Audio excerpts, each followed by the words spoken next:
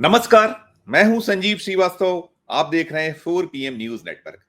मित्रों, भारतीय जनता पार्टी के लिए उन्हीं के नेता मुसीबत का सबब बने हुए हैं।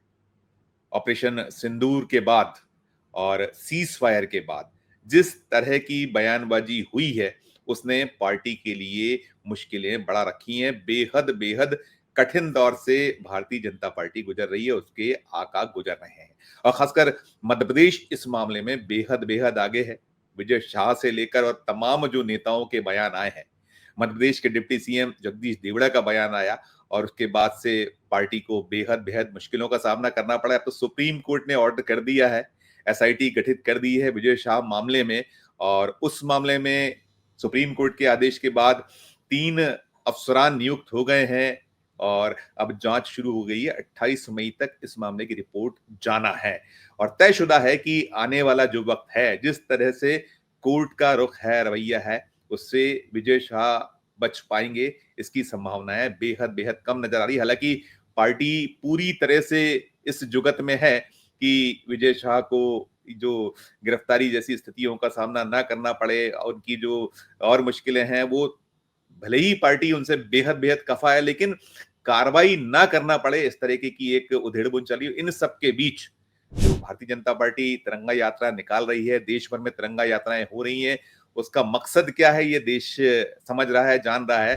पॉलिटिकली इस पूरे एपिसोड का लाभ कैसे अर्जित किया जाए, मंतव्य यही है और चल रहा है। और इसके बाद जो ये भी निकल कर बार बार आ रहा है सामने कि तिरंगा यात्रा के दौरान भी भारतीय जनता पार्टी के जो बद्जुबान नेता हैं, क्या कुछ नहीं बोल रहे हैं। और इसी मध्य प्रदेश से रीवा के एक विधायक ने कह दिया था कि जो सीज फायर तो ट्रंप ने करा दिया, वरना तो हम पाकिस्तान को नेस्ता नाबूद कर देते। इधर जो दल है या सरकार है केंद्र की, उसके जो बाकी घटक हैं, सब ये कहीं बताने में लगे हैं कि इस पूरे एपिसोड में जो सीज फायर हुआ उसमें ट्रंप का कोई रोल नहीं था। लेकिन कर रहे हैं नेता, मुश्किलें बढ़ा रहे हैं। तो अब ये जो भारतीय जनता पार्टी की राष्ट्रीय इकाई है वो एक्शन में है।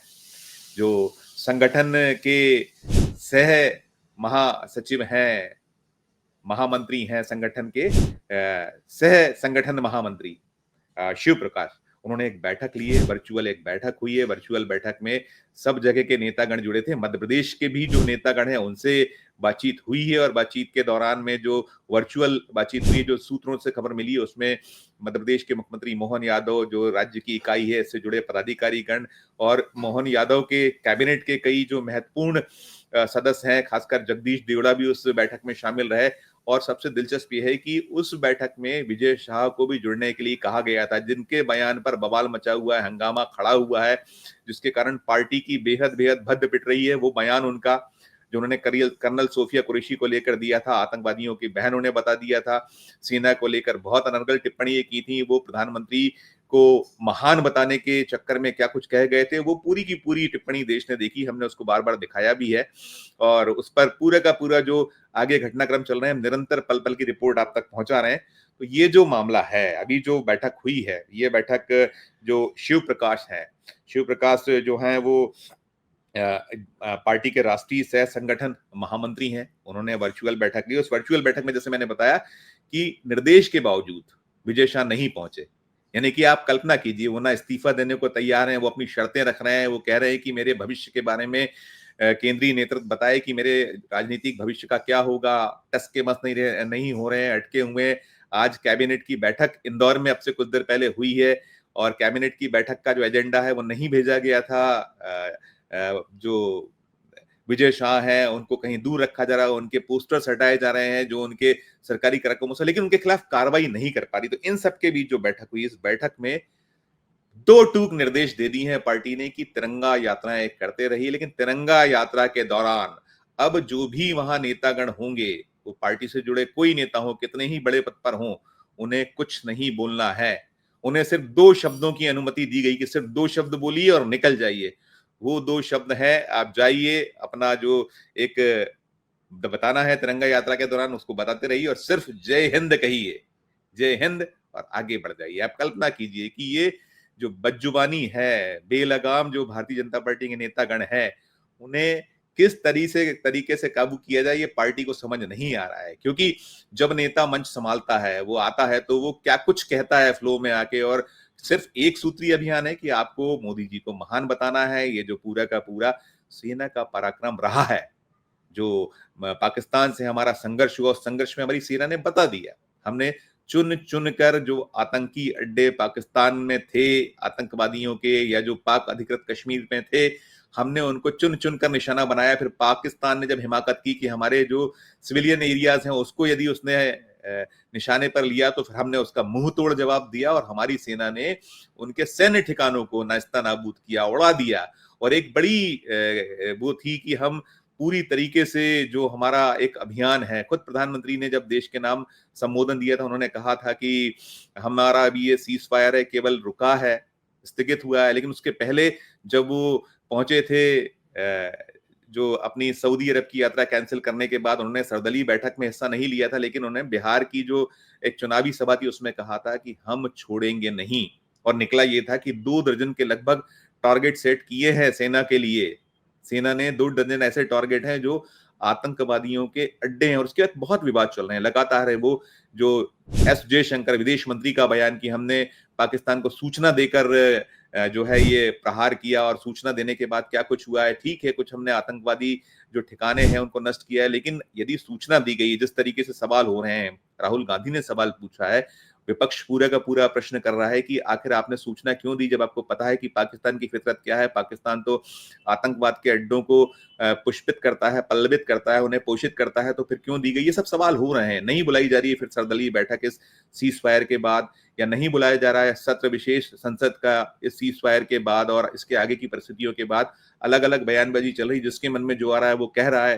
प्रधानमंत्री जी अपने तरीके से अपनी बात को आगे बढ़ा रहे हैं। अब जो प्रश्न है इस पूरे मसले से जुड़े, जो राजनीतिक प्रश्न है, कूटनीतिक जो कहीं ऐसा साफ परिलक्षित हो रहा है कि चूक हुई है, या विदेश मंत्रालय ने कहीं कुछ चूक की है, इन सब पर अब संसदीय दल अलग अलग देशों में भेजे जा रहे हैं, उसको लेकर भी प्रश्न उठ रहे हैं कि आप यहाँ संसदीय जो दल भेज रहे हैं, लेकिन यहाँ जो सर्वदलीय बैठक नहीं बुला रहे हैं, संसद का विशेष सत्र नहीं बुला रहे हैं। और फिर इसके बाद राहुल गांधी या कांग्रेस या विपक्ष को ये कहा जा रहा है कि आप पाकिस्तान की भाषा बोले। तो कुल मिलाकर जो स्थिति है, इन सब के बीच सबसे बड़ी स्थिति ये जो सामने आई है कि बीजेपी किस कदर परेशान है, उसका नेतृत्व किस कदर हलाकान है।